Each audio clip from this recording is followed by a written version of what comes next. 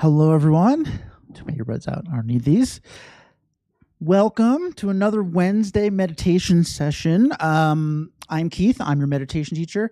I just wanted to start by thanking everyone for being really patient with me last week when I had to cancel the stream last minute. I have a chronic illness that I deal with, and sometimes it surfaces generally at times where it's not very convenient. You ever notice that? So I appreciate you guys being so understanding, and everyone who reached out to ask how I was doing. I really do appreciate that. Thank you. So if you're new to this channel, what we do here is we talk about meditation, and we talk about it in a lot of different perspectives, from a lot of different angles. There's a lot of different types of meditations, ways you can meditate, things you can look to be changing about your lifestyle with meditation. And our goal here is to try to look at all of them. We're all here for different reasons. We all kind of got interested in meditation for different reasons, and it's good to spread it around. So whether you're brand new or you've been coming here for years, this is a great first class for you, because we're going to touch on the basics of meditation. We'll start as if, 101, you don't have to know anything. There's no prerequisites. And then we're going to get into probably one of the most sought after reasons to start meditating, how to manage anxiety. And this is kind of this piggybacks off of the last class that we had, where we started our talk about anxiety. So we'll continue that. And this is one of my favorite ones. Hopefully it'll resonate with you.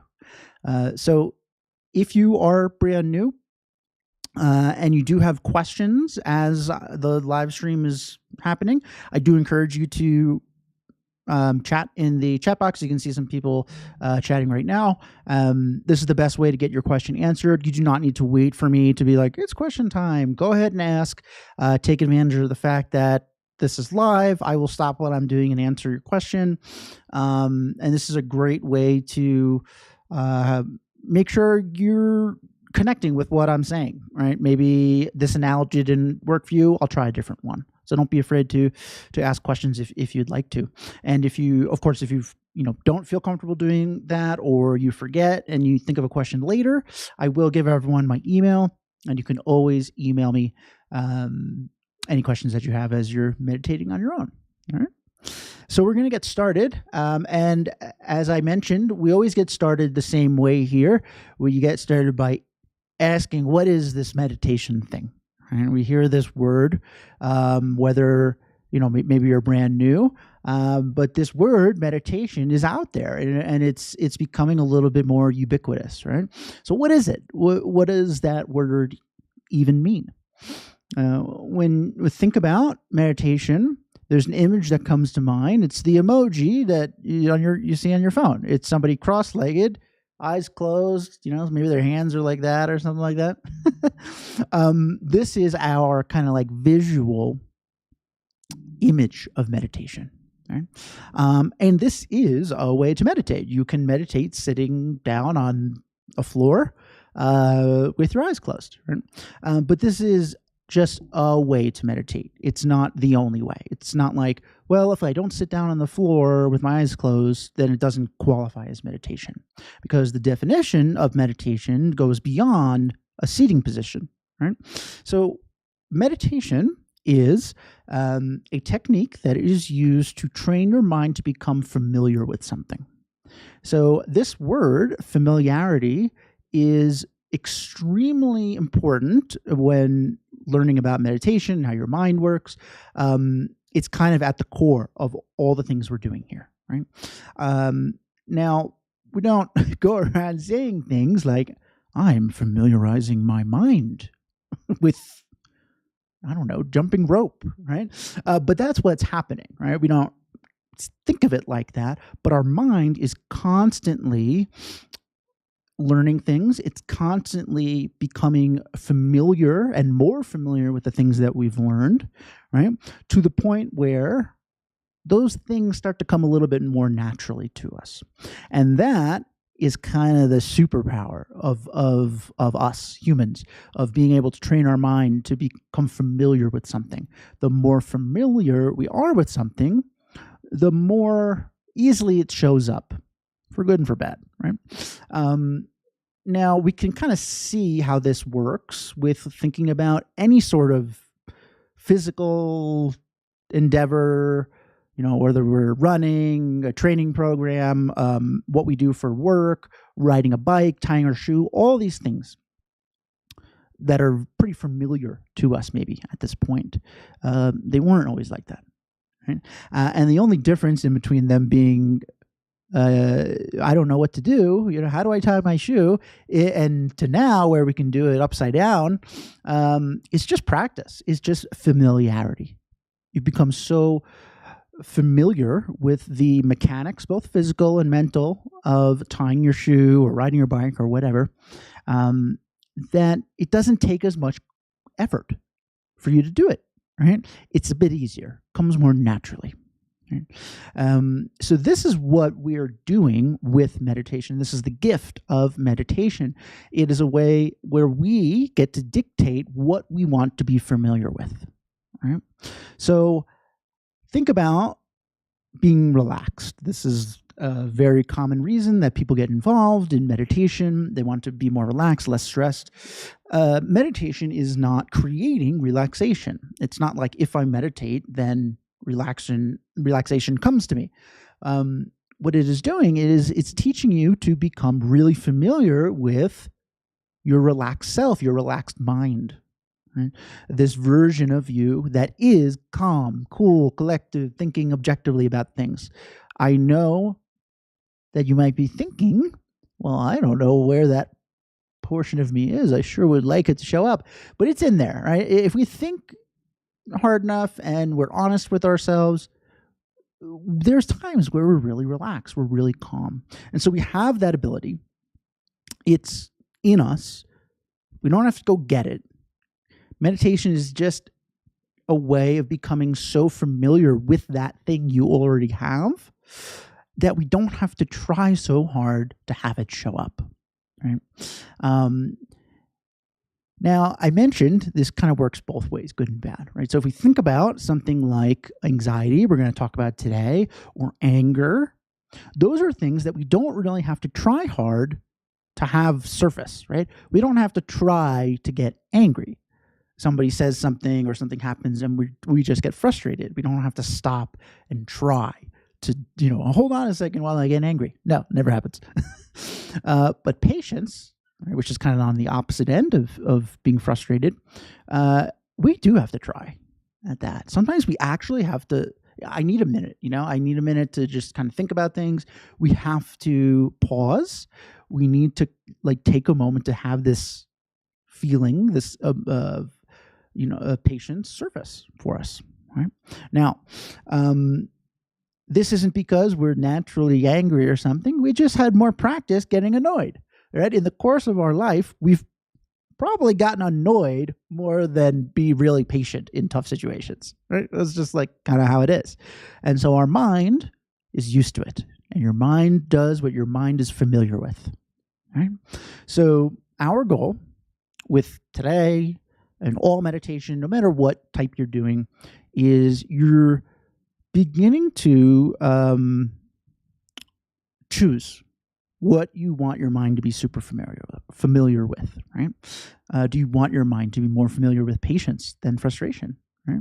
Wouldn't it be amazing if patience came to us as easy, as effortlessly as getting frustrated? That'd be amazing, right? There's no reason why we can't do this. We can train our mind to do anything, right?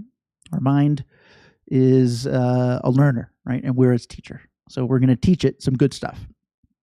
Cool. That's all well and good. Nice little speech there. But how do we actually go about and do this? So when we're getting started learning how to meditate, and if you've done meditation before, perhaps you have done this breathing meditation, right? It's the most common entry point into meditation, and for good reason. One of the reasons is your breath is always with you, right? This is a very important point when learning meditation, because we don't need specific conditions in order to do this thing, right? It's nice to have a quiet space to do it, but it's not necessary, right? It's not a prerequisite. It's nice to maybe sit by a beautiful, serene lake to meditate, but it's not necessary, right? We don't have to be there, right? All we need is just our breath and a little bit of patience as we, try to learn something new, right? Thanks, Rosa. I appreciate that. Welcome. So what we're going to do with breathing meditation is actually called single-pointed concentration, right? And you might deduce that what that means is we're concentrating on one thing. We're focusing on one thing so exclusively that there's no room for all that other stuff, right? Worry about work and that thing happened to me, and that thing my cousin said to me 3 years ago. All those things that are constantly pulling for our attention in our mind, right? There's not going to be any room for them if we're super focused on something, say our breath. You've experienced something similar to this, right? If you've ever been in the zone, athletes a lot of times talk about this when they're running or whatnot. Maybe you've working on a project at work and you're really plugged in, and what happens? You lose track of time, right? All those noises that really annoy you in the office, right? Maybe there's construction or something going outside. It's as if they're gone, right? They haven't left. They're still there, just like they were, 15 minutes ago. But it seems as if they've kind of faded into the background a bit, right? So this is what we're going to actively learn and train in doing. And we're going to use our breath as the focal point, right? Our single-pointed concentration focal point. So with regards to breathing meditation, from an instructional standpoint, it's pretty straightforward. We're going to do three things. First, we're going to make a choice. We're going to intentionally choose to do this, to focus on our breath. Sounds kind of corny, I know, but this is a really important step, because sometimes we inadvertently, right, are really focused on something, but we want to train our mind to be able to do that when we want to do that. So we're going to say to ourselves, I'm going to focus on my breath exclusively, right, for the next 5 minutes or whatever our meditation is. So that's the first step. And then the second is, while we're doing that, and I'll be guiding, through the meditation, so you're not on your own.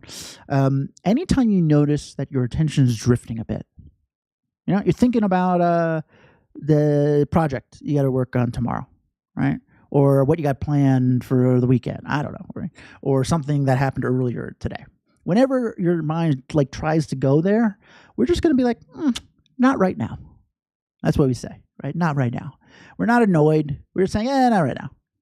And we're not dismissing them as unimportant thoughts. They are important, but we'll get to them when we want to get to them, right?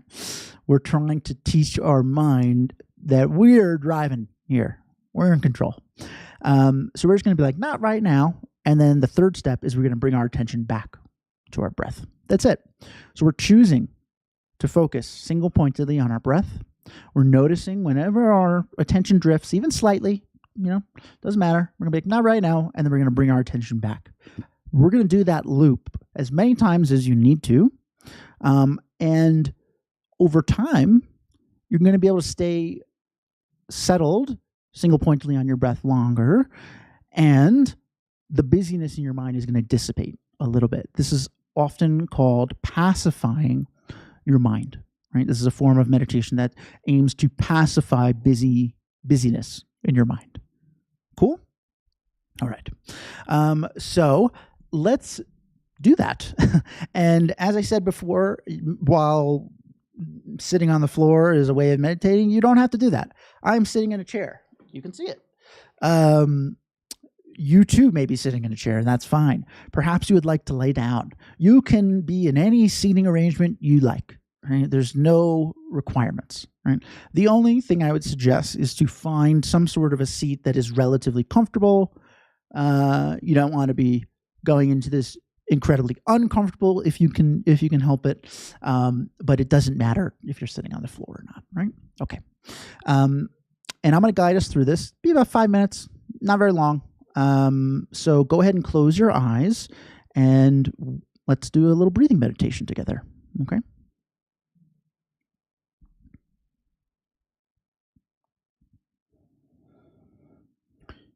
Whenever we start a meditation, first things first, take a moment, check in with yourself. Actually ask yourself, how am I feeling right now? What is my mind up to?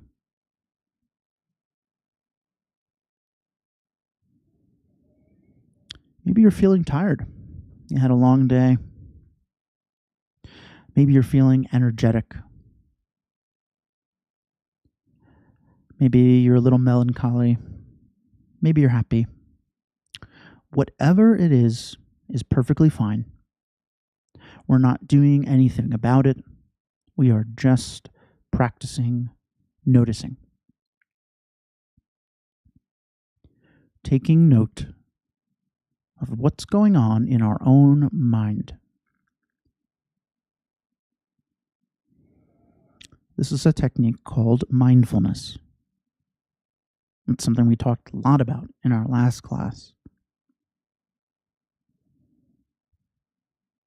So take a moment and just check in.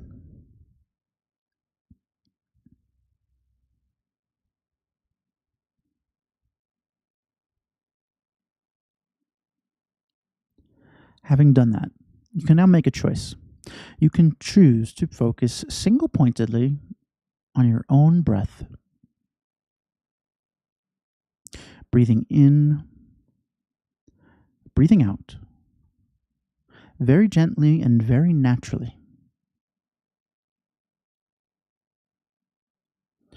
You do not need to change anything about the way you normally breathe. You do not need to take big, deep in-breaths, nor do you need to forcefully exhale. Just breathe as you normally would. In and out. Very gently, very naturally,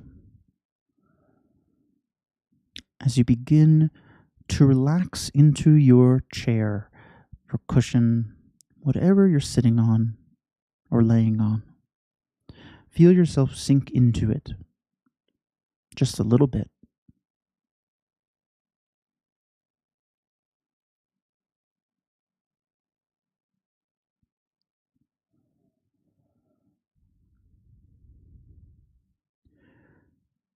Single-pointedly focused on each moment of each breath. Can you follow the air for its entire journey? The moment you inhale, the air leaves the atmosphere and enters your body.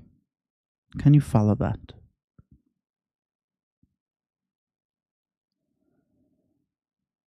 And when you exhale, you send the air back into the atmosphere. Can you follow?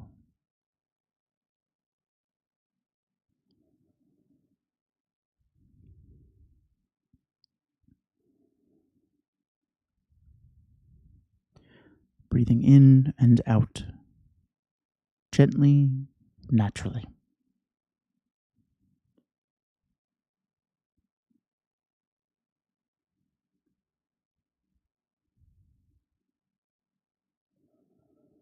At some point, you may notice that your mind's drifting a bit.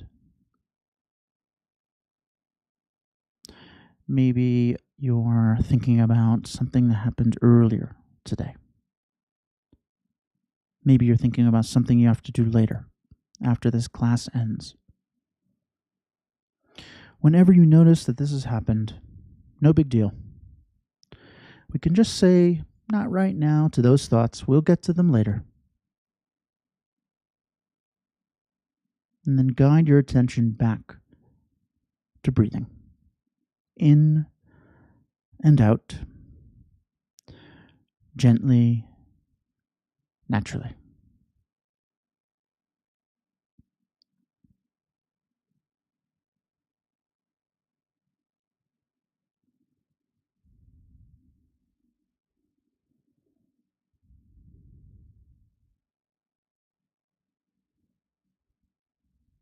Single pointedly focused on each moment of each breath. Developing an interest, a fascination in something as simple as breathing.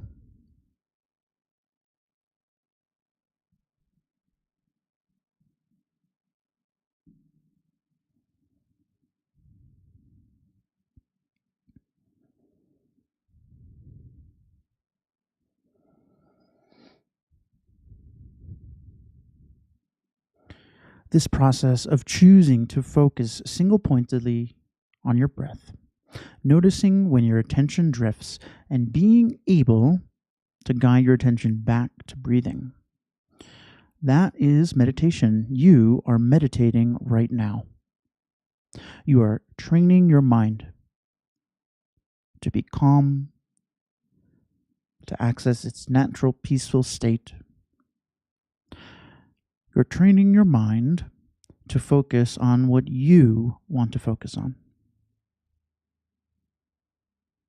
And right now, all you want to focus on is breathing in and out gently and naturally.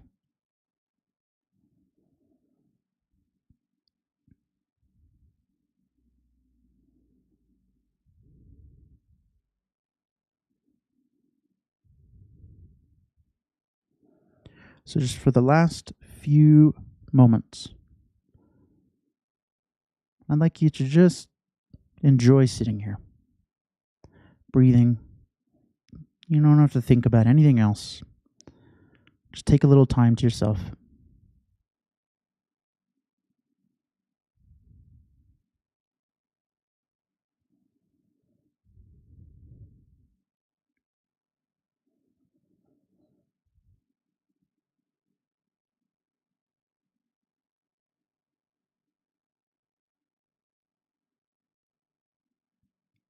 Okay. When you're ready, you can open your eyes. Hello. Christopher. Sorry. Are you having trouble hearing me now? I don't know if it was on your end or mine, but hopefully it's resolved. Sorry about that if you were having trouble. So that was a breathing meditation. Pretty straightforward. There isn't anything too fancy in there. That's a pretty traditional breathing meditation. And it didn't take that long. Maybe we had this idea that we have to meditate for hours on end. No, you don't have to do that. In fact, I wouldn't suggest it. So this concept is simple, like intellectually, right? It's only 3 steps, but in practice, it could be challenging, right? So maybe we notice that our mind is bouncing all over the place, right? And this doesn't mean that, I'm not good at meditating, right? That's our instinct. I can't do this, right? You got to think, hey, is this normal for you to do this? No, we never focus on one thing. We always focus on as many things as possible, right? Our entire lives are kind of, we encourage our mind to do multitasking, which has its usefulness. But in terms of being relaxed, not always the greatest thing, right? Norma, when you talk about following your breath, are you talking about deep breathing or regular chest breathing? Thanks for, I am feeling better. Thanks. So Norma, great question. And what I suggest you do is just normal breathing, and whatever that means for you. Like if you were just breathing normally, what would that be like?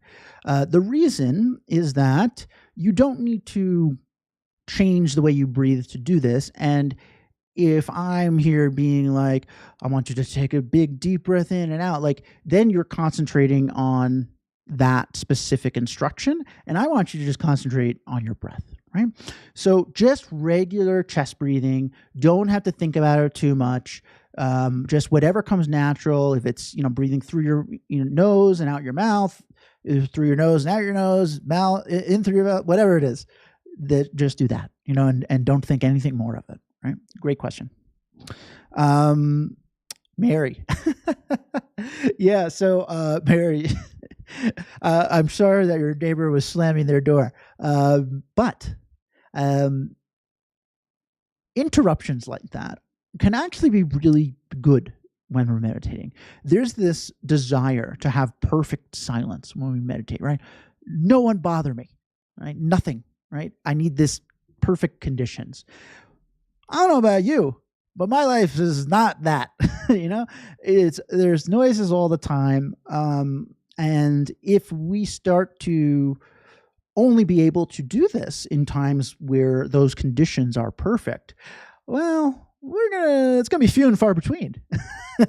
So although it can be a little frustrating, when those things, noises, or we hear something, pop up, we have an itch, like, these are all good moments to practice, to convince ourselves that, hey, you know what?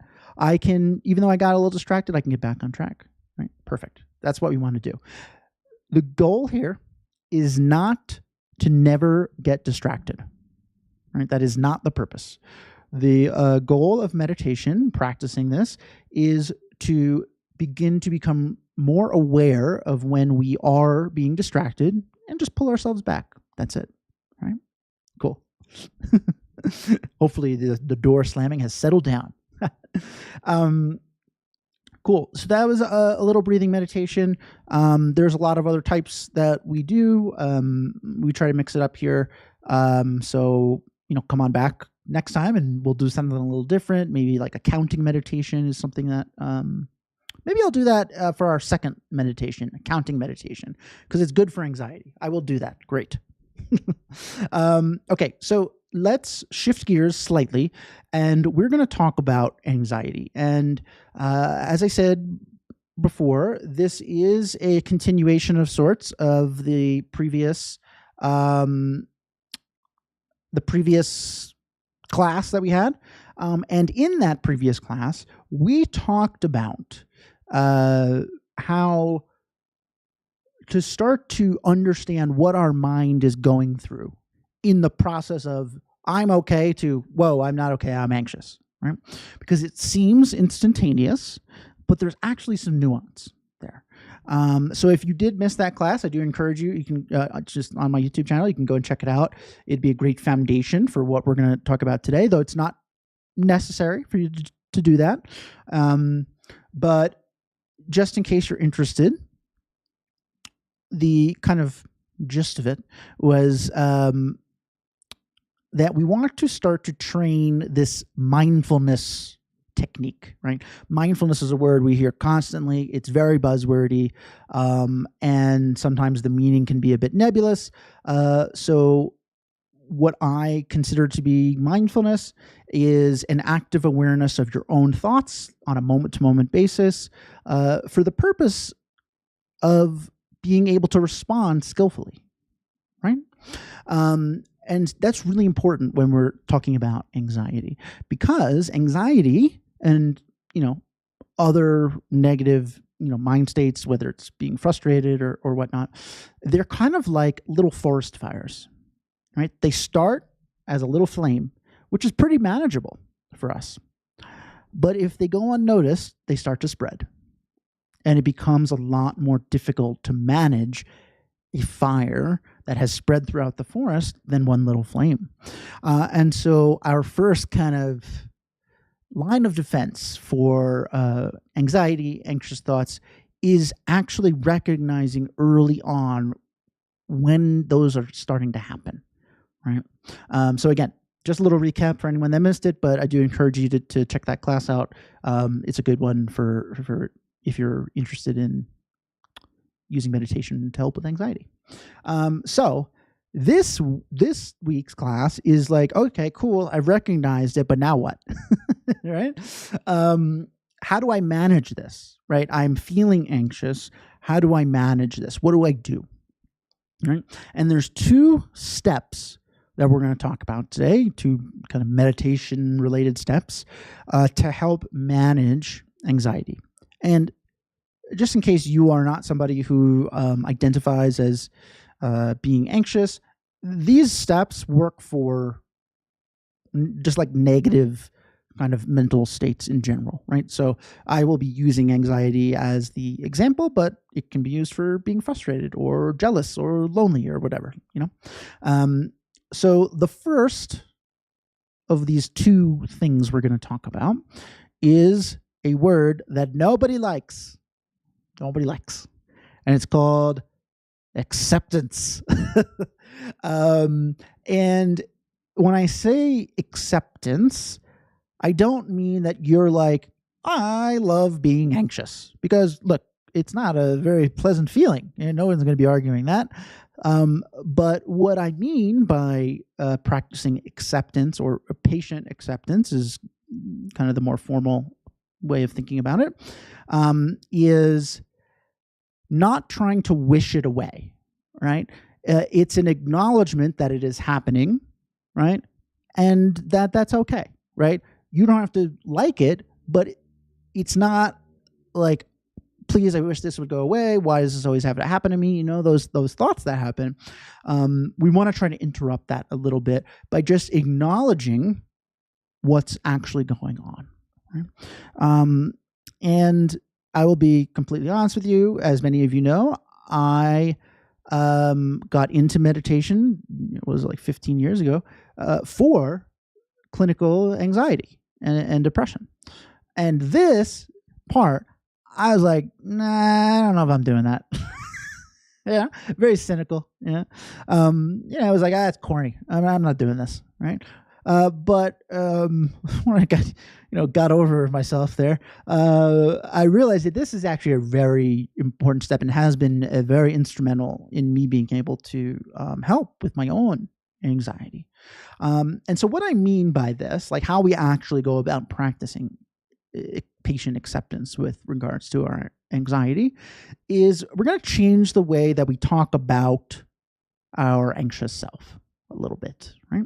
So when you are anxious, maybe you don't say it out loud, but you think, I am so anxious right now, right?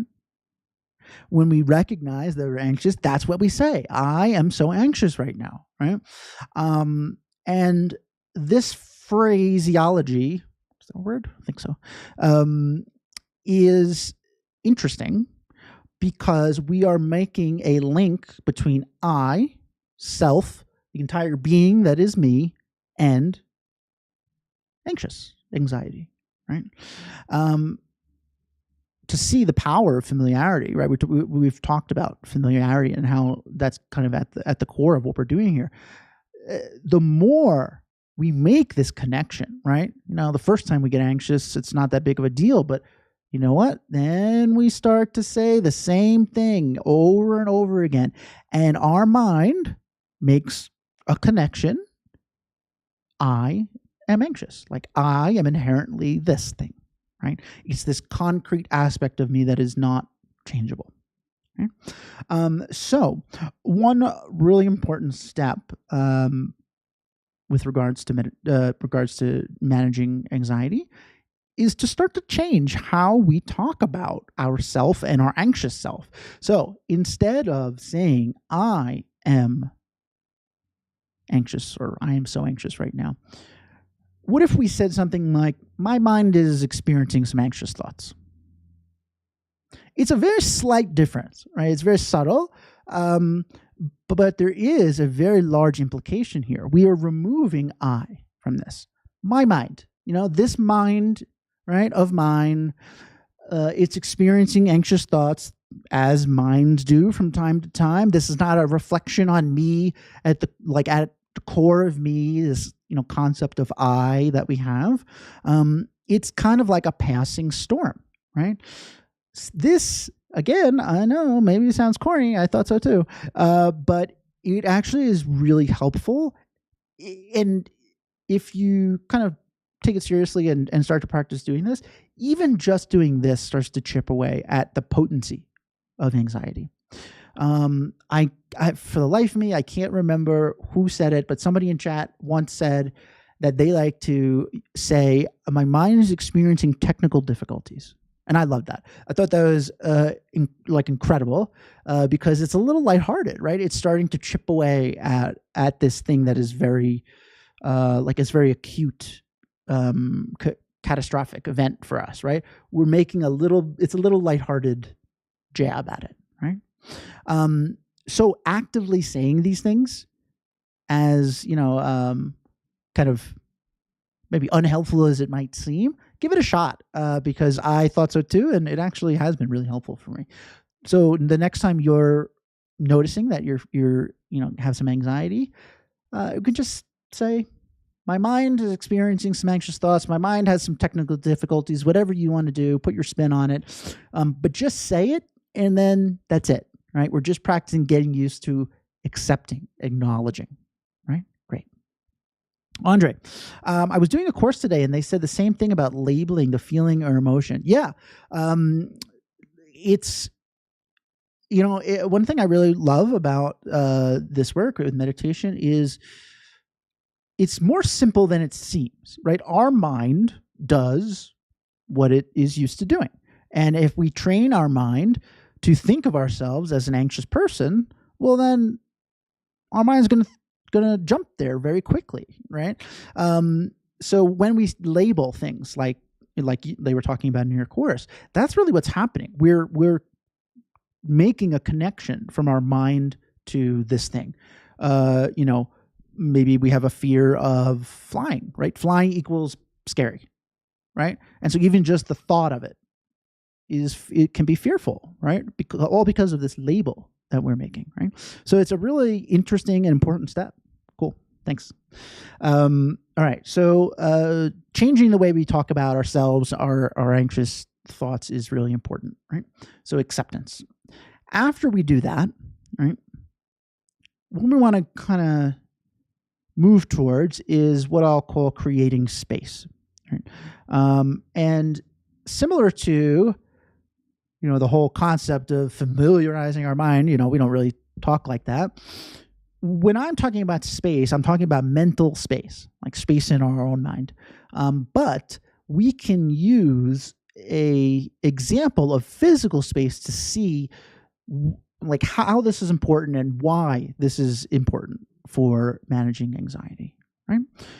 John, I was taught that anxiety is just the opposite label of excited, and we associate if the feeling is good or bad. Yeah, that's really an interesting way of looking at it. It's all learned behavior, right? You were not born okay, I'll let you in on. I feel like I talk about this all the time, but I have an anxiety about itching.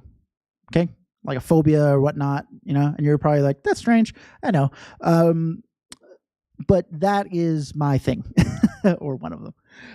And so whenever I get an itch, I start to go down the rabbit hole of when those go away. I really don't like this feeling, right? That's what's happening to me. Now, I was not born associating itch with like bad. I didn't even know what an itch was, when I was born. Like the word meant nothing to me. Right. And so over the course of my life, through repetition, through familiarity, through labeling, it's become so concrete in my mind that itching equals bad that even the moment I think about it, I start to get a little anxious. Right. So this is just like you were saying, like it is an association, right? It is kind of like a mental link, right?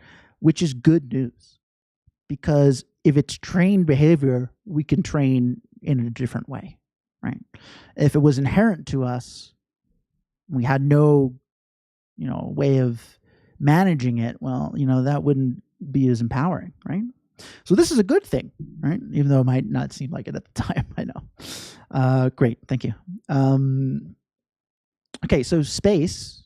We're going to look at an example of physical space to see what I mean by mental space, because this is the exact same, right? This is a little anecdote of something that happened to me. I like to use it because I think it's kind of a fun example.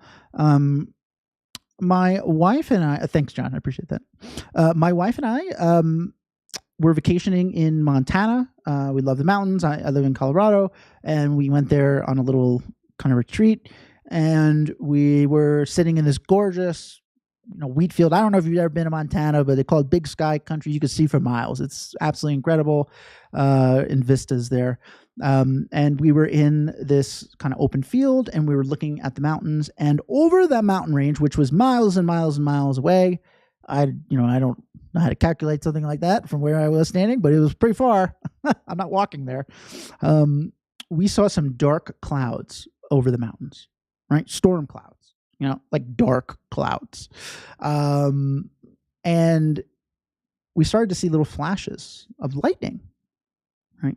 Way off. Now, above us, blue skies. You couldn't tell anything was going on over there. There wasn't even any wind, right? But over there, a lightning storm.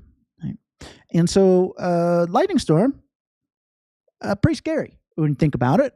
Bolts of electricity are coming down from the sky, seemingly randomly. And yet my wife and I were sitting in the field looking at this, and what were we saying?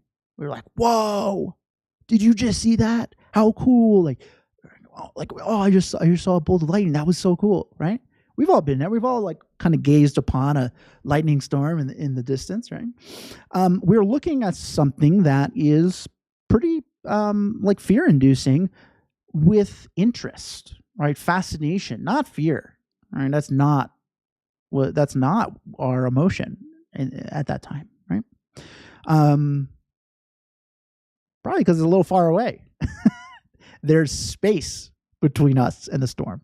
Now, unfortunately, that storm was heading our way. And as it did approach, right, the wind started to pick up. We're looking at each other like, maybe time for us to start thinking about an exit plan. And then, it gets a little closer, and we're like, look, we got to get out of here, right? That view of the storm, viewing it with interest, changed into fear, right? All because of space, right? The storm got closer to us, and so our view of the storm changed from fascination, looking at it with kind of a clear lens, to I'm not safe, we have to get out of here, right? Which, look, I know it's good in a way, right? You don't want to be hit by lightning. But this correlation between space and how we view situations is the same with mental space, right? So when we are in the throes of anxiety, where's the storm? It's right over our head. The storm is over our head, and as such, we are fearful. We are panicking. Look, I know I've been there. I'm still there. So those feelings kind of come up because there's no space between us and these thoughts. Right now, if you think about if your best friend in the whole world was having some anxiety and, telling you about it, right? I'm sure this has happened at some point. They're telling you about something they're going through, and you're not having that same level of fear, right? You're kind of looking at the situation with a little bit more interest, a little bit more clarity, right? Why? Because the storm is over there. It is on them, right? Not on us. And so this concept of creating space for the purpose of being able to look at things from a different perspective is exactly what we want to do with meditation on anxiety, right? We want to start to create even just a little bit of space. Doesn't have to be miles and miles, but even just a little bit of space to give ourselves the room to look at what's actually happening, right? And maybe be a little less impulsive about what's going on, right? And how do we do this? breathing meditation is a great way, right? So we just learned a great way of kind of naturally creating some space, right? What we did in breathing meditation is we were really focused on something, and what happens? All of the other thoughts in our mind, they start to drift a little bit. The storm starts to push out just a little bit, right? It's not as prevalent, right? It's not right over our head. Maybe it's a couple feet from us, right? Even just doing that can be really beneficial for not only lessening the potency of these feelings of anxiety, but then if you're so inclined to be able to look at your own anxiety, the things that are making you anxious, nervous, and be like, what's going on here? Like why is this making me anxious? Right? Space gives you the room to relax and also the room to analyze, right? Which is really important, right? To kind of understand what's going on in our own mind. Maybe you don't have time to meditate. I get it. Look, I'm a meditation teacher. The majority of my time is not meditating. So there's another kind of method of creating space, and we're going to do a little meditation on it, but it is something you can do without meditating. I'll explain that a little bit maybe after, but I think you probably will understand why. But I wanted to do that one because I think it's a really practical way of creating space on the fly. All right? Cool. Any questions on any of this or comments before we do our second little meditation? It won't be very long. Again, I'm going to start with a little counting meditation, which is akin to breathing meditation, and then I'm going to just do this little example of creating space. I notice when I have more anxiety, my challenge is I'm telling my mind to relax, but sometimes it feels like my mind and body are on autopilot. Yes. So autopilot is a way of talking about familiarity, right? Autopilot is what your mind does left to its own devices, right? You have not done this for a very long time, practicing, training your mind to go here and there. And so your mind is used to doing what it wants, right? And so now we're like, oh, cool. I'm going to create space. And our mind's like, no, that's not what I do. I do what I want, right? It takes time. It takes time to train our mind to have this be normal, right? And so what I would suggest is don't stop practicing, but stop looking for a result while you're practicing, right? Because at this point, we are just practicing. We're trying to get this to be a normal thing, and then the results will come, right? So sometimes when we start meditating, especially with something like anxiety, we only do it when we're anxious. We're like, I'm anxious, let me go meditate. But really, we want to be practicing a little bit each day. That way, when we are anxious and we, try to use meditation, it's not as hard. Like, it's really hard to get your mind to relax when it's already in panic mode. So if we can normalize this practice outside of it, a very useful way of then translating that into moments of panic, right? Andre, sorry, I missed that. How do you create the mental space to lower the anxiety? You got distracted. That's funny. Creating space. So the idea was, if you think about like a storm off in the distance, we're not afraid of it. We're looking at it with interest. Gets closer, we're afraid. So we want to try to learn how to do that with our own mind, with our own thoughts. Create some space between ourselves and the actual thoughts. Put the rain cloud or storm cloud a little further away, and then we can look at it with a little bit of a different perspective. We're going to do a meditation on that now. Cool. Great questions, great comments tonight. Thank you all. I really do appreciate that. Okay, so we're going to do a next little meditation here. Like I said, we'll start with a little bit of breathing meditation. I'm going to do a little variant. It's called counting meditation. I'll explain it while we're doing it. Don't worry. And then we're going to do this short mental exercise on creating space. All right. So go ahead and close your eyes. Get comfy once again. And you can start by checking in with yourself, asking yourself once more, how am I feeling?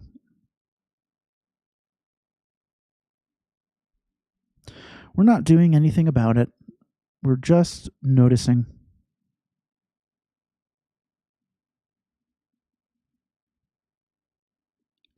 We are practicing having an awareness of what our mind is up to so we can respond skillfully.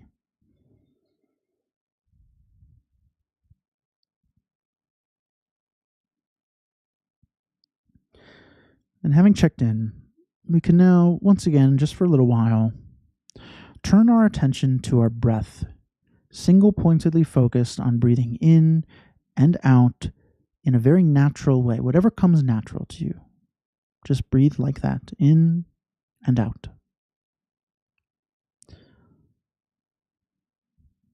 And this time we're going to layer on something else. And this in particular is something that's very good if you're trying to meditate with an actively anxious mind. We're going to give our mind a very specific job. We are going to count our breaths. So you're going to breathe in and out. And then in your mind, just say 1. In and out. 2. That's it. Whenever you notice that you've lost count and starting to think about something else, we'll just start over at 1. In and out. 1. In and out. 2.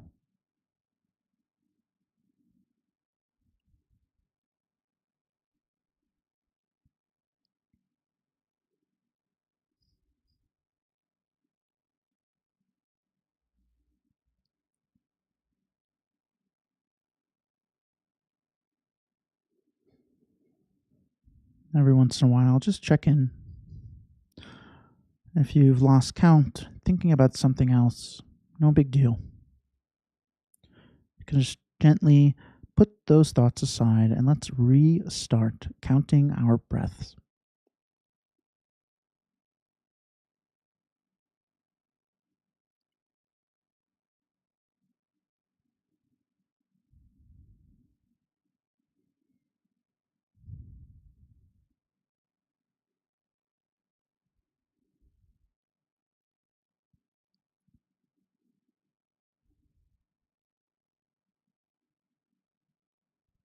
And once again, just check in. If your mind's been a little all over the place, no big deal. Just bring it on back. And start your count again.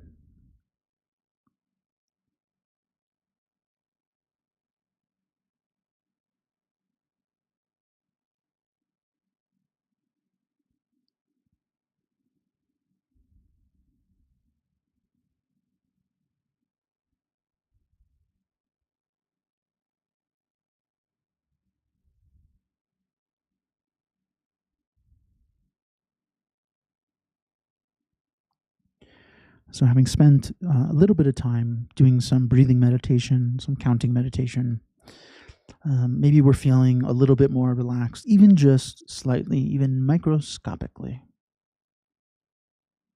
We can use this slightly more relaxed mind to engage in a really useful thought experiment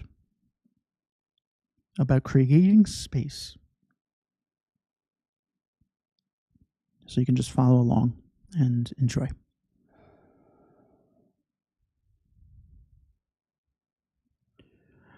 I'd like you to imagine a time you were feeling anxious, nervous, worried. It doesn't have to be a monumental moment of this. It can be something very slight worry, doesn't matter. Whatever first comes to mind, I want you to just recreate that. Think about it for a second. How you felt? Did you have kind of butterflies? in your stomach. Maybe your mind started to go down the rabbit hole of what ifs. Whatever those feelings were in that moment, see if you can just kind of pinpoint them a little bit.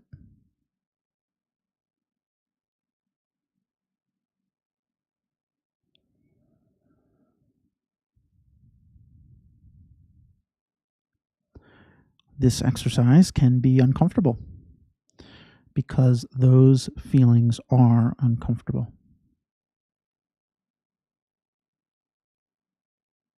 When we are in the throes of anxiety or worries, nervous, there's a storm cloud over our head,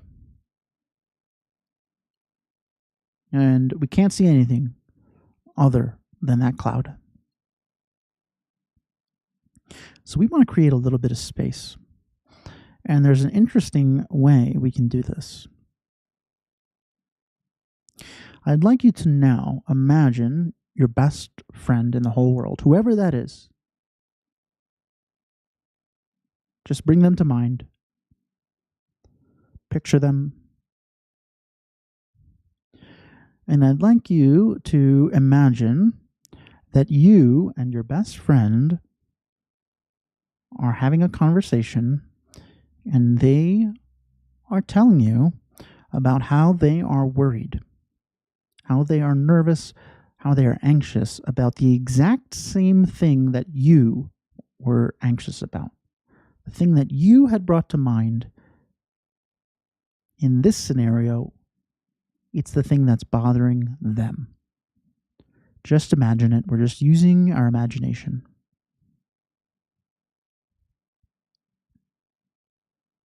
All of the same feelings that you had, they are experiencing. It is just as acute, as uncomfortable for them.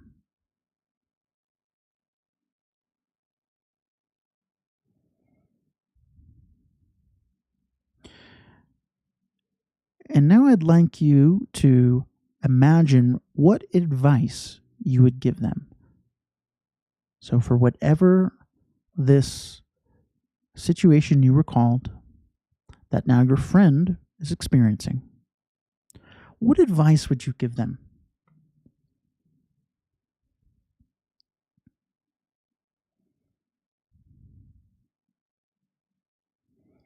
What would you tell your best friend in this moment?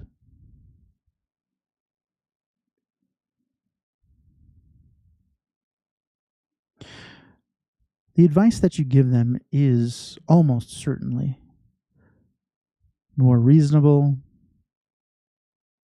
a more objective view, clearer than the advice that we would give ourselves, the story that we would tell ourselves. The reason that we give better advice to others than to ourselves is because when it's happening to someone else, like our best friend, the storm cloud is over their head, and we can view this situation with a little less fear and a little more interest, fascination, investigation.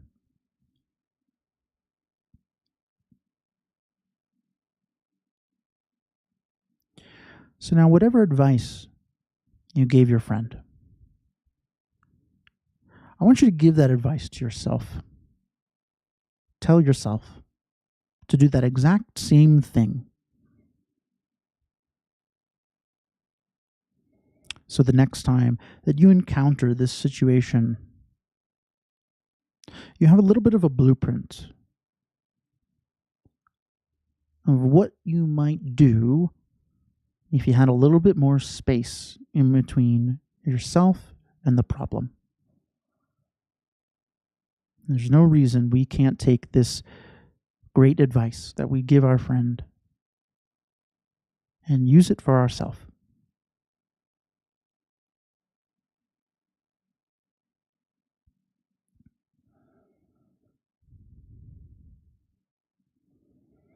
Just for the last few moments here,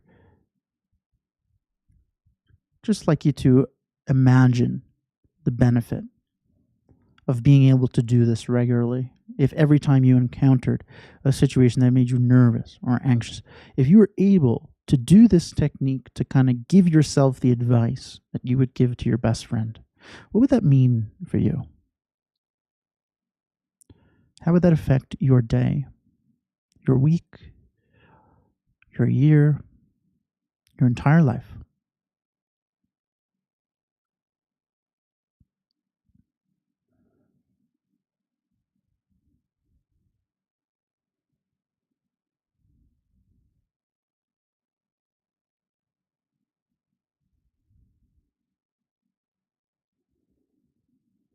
Okay.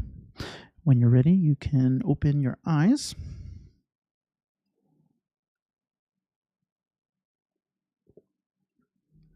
Cool.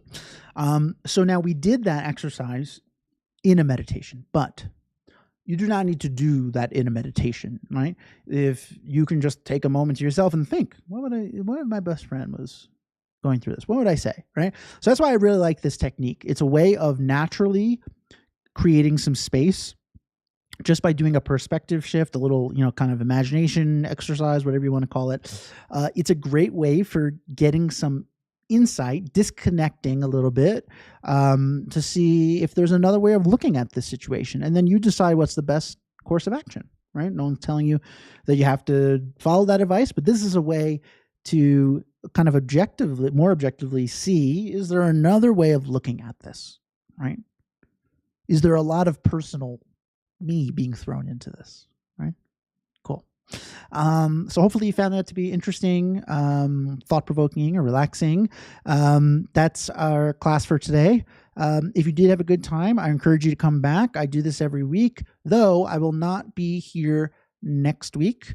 I have an event that I have to go to on Wednesday, so you have a week off, but then I will be back. So I'll see you guys in 2 weeks, and I do hope to see everyone who is here. Thank you for all the wonderful questions and comments. It really does make these sessions incredibly helpful for everyone. Patrick, thank you. I appreciate that. And a special thank you to Steve and WFP for subscribing during the live stream, and for anyone who has not subscribed to my YouTube channel, I encourage you to do so. All of my old videos are up there. You want to go watch the previous class that you missed to talk about knowing what's going on in your mind with anxiety, go check it out. So thank you in advance to anyone who chooses to subscribe. Really do appreciate that. And if you are interested in meditation and practicing it, and you're like, hey, this is kind of cool, I do offer one-on-one classes. It's a great way of learning. We can focus on things that are really pertinent to you. We are all here for different reasons. Maybe you're not here for anxiety. Maybe you're here for something else. We could focus on that. So if that is interesting to you, right? Or if you just have a question that you'd like to ask me, email me. I do all my one-on-ones virtually. It's pretty laid back, so we'll find a time that works. So here's my email. It is keith@meditationbreaks.com. I'm typing.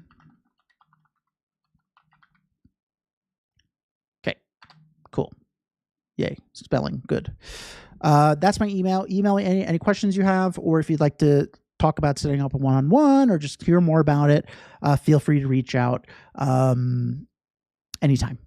Let me catch up a little bit. Mary, thank you. Rosa, Andre, thank you so much. I'm glad that you got a lot of it. Samantha, thank you for subscribing. I really appreciate that. I really do. Thank you so much. The support here has been awesome. It's really meaningful. Thanks. Christopher, I'm glad that the issue went away and you had a good time here. Norma, thank you very much. Thanks everyone who did take time out of their busy day to be here. Love teaching. Couldn't do that without you doing this. So thank you. I appreciate it. And I hope to see you all in 2 weeks. Remember, I'm not here next week, but the week after. All right. Good luck creating some space and changing the way that we talk about ourselves. All right. Thanks. Take care.